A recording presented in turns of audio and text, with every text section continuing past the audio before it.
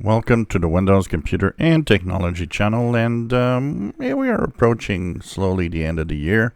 It is now almost mid-November, and of course there's U.S. Thanksgiving coming up, and there's the Christmas holidays, so things are going to slow down in terms of tech, and Microsoft has announced that with the holidays coming up, the Windows updates are going to slow down too.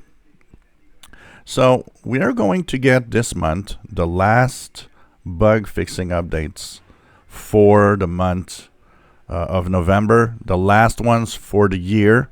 So bug fixing updates will arrive in about 2 weeks and will be the last one this year for Windows 10 and Windows 11. Microsoft did say that there will be Patch Tuesday in December.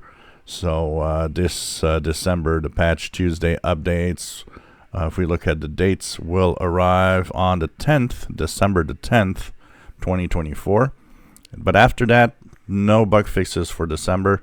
Things are going to resume in January. So in January, we'll have the Patch Tuesday for January, which will arrive on the 14th of January 2025, and then we'll have the last week of January with the return of the bug fixes. So in essence, after this month's bug fix, it's going to be 2 months before the next bug fixes happen in early 2025. So these are a few things. There will of course be a lot of other things that are going to slow down all around tech. So expect less, new features, and there will be, of course, a break in December at some point for all the insider builds for quite a few weeks until early 2025 also. So we're slowly winding down as we're approaching the big holiday seasons. And this is going to be, of course, interesting to see what happens in 2025 after that.